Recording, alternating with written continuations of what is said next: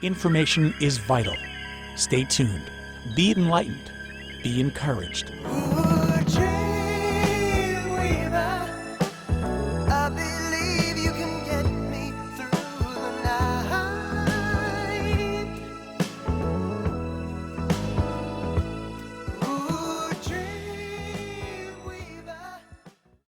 My name is Dr. Jim Carlson. Thank you so much for joining me on this, I believe, unprecedented live webcast where I'll be speaking and explaining the proper nutritional dietary approach. Because it's Halloween Day, I brought my buddy here, Mr. Bones, to join me. He's going to be my, I guess, co-host, shall we say, or half a co-host, as some of you may see him. But anyway, today we're going to talk and dispel a lot of myths that most of the viewers out there may still hold on to. You know, it's interesting, just before, actually it was a week and a half ago now, I was invited to be a guest lecturer at one of my local hospitals, and it appears as if the nutritional, wisdom, the false nutritional wisdom is still being propagated. So today, we're going to speak a lot about the correct way to eat, and it's going to be really neat because I want you to imagine that you and I are just sitting one-on-one in one of my examination rooms, and I'm taking you by the hand and explaining to you the correct way to eat.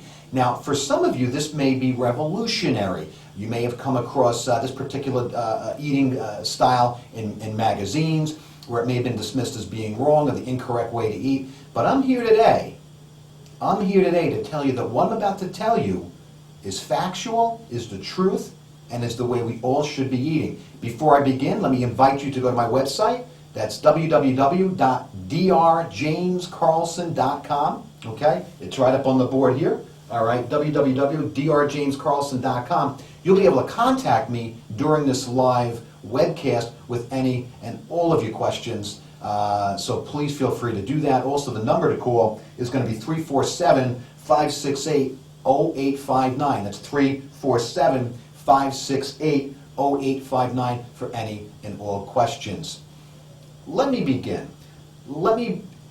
You can see this board behind me, which may look a little confusing to some, but it really is quite simple. Now, the current recommendations being propagated by the medical profession is to avoid saturated fat and cholesterol-containing foods, for they feel, the powers to be feel, that the consumption of these foods or these items in these foods, the saturated fat and cholesterol, causes heart disease, increases diabetes, type 2 diabetes, causes us to gain weight, and that is false. That is false. When I start off with my examination with my patients, I like to go through the 5 big dietary myths, okay? Dietary myth number one, that the consumption of saturated fat increases one's risk for obesity or causes one to become overweight. That's false. The consumption of fat, including saturated fat, does not cause us to become overweight, does not make us get fat. That's dietary myth number one, and we're going to go through the causes of obesity in today's show. Dietary myth number two is very interesting, and the medical profession still propagates this. The American Heart Association still propagates this, that the consumption of saturated fat and cholesterol-containing foods increases one's risk for heart disease. That's false. Now, that may come as a shock to a lot of our viewers out there, because most people viewing this may have thought before they started listening to me that no, saturated fat and cholesterol-containing foods, we all know they cause heart disease, beyond a shadow of a doubt. Really? Well, the interesting thing is there's been not a single study in any language in any country to support that belief. I didn't say fact, I said belief. For the medical profession believes the consumption of saturated fat and cholesterol-containing foods causes heart disease, and that's false, okay?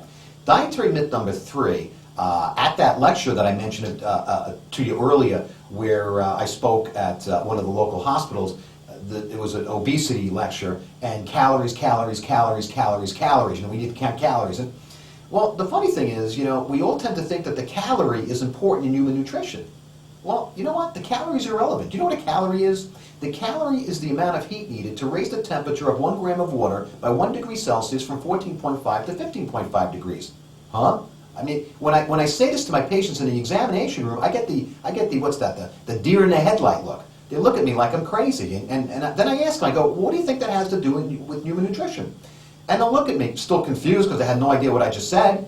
And I'll say, exactly nothing, so forget about it. You see, the calorie is a quantitative heat chemist tool where they use to determine, say, how much heat is given off when you burn something. Well, you know what? Not to sound like a fool or anything, but I don't think anybody would adhere to this line of reasoning that, when we eat a hamburger, all right, it goes in our bellies and blows up. And that's exactly how a calorie is determined. You'll take a piece of meat or whatever food product, you'll put it in the calorimeter, you'll burn it. You'll burn it to carbon. Heat is released, into the water, raises the temperature on the thermometer and all that.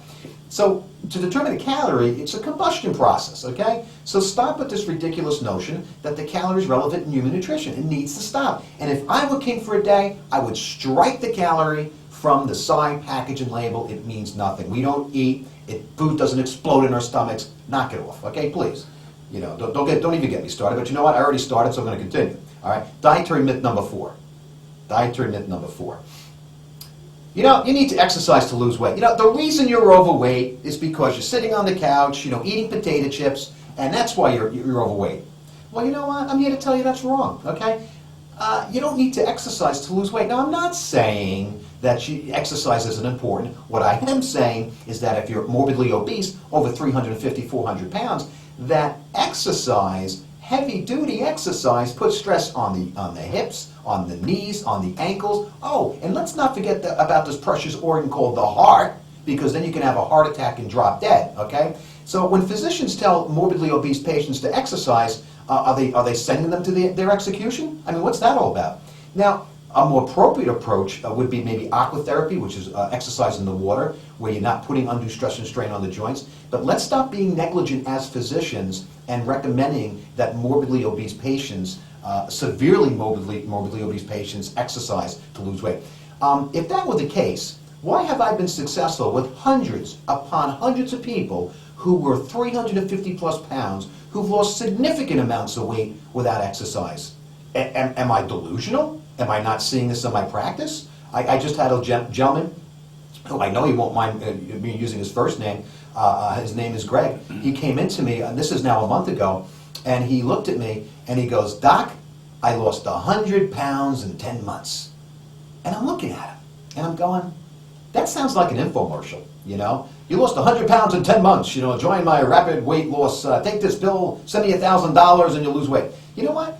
The only thing he did was implement the correct way of eating, and sure, he exercised, but not any more than he used to.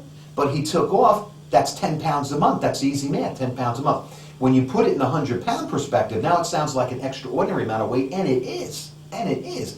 Now, that was just the weight loss. This gentleman also, his triglycerides, which are the fats in the blood, which we'll get to in a couple of minutes, were in the 800 range. They're currently at 180, 181 around there. That's almost normal.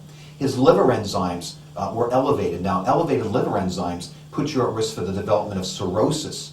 So this poor guy was on his way to developing cirrhosis, but now he never will because his liver enzymes normalized. Okay?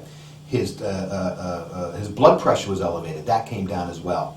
He was dehydrated. Something known as the BUN and creatinine were elevated. Those normalized. So we corrected a lot of things on this gentleman. Oh, and what I do whenever I see him as a joke, it's become a joke now, I'll say, Greg, what medications are you on?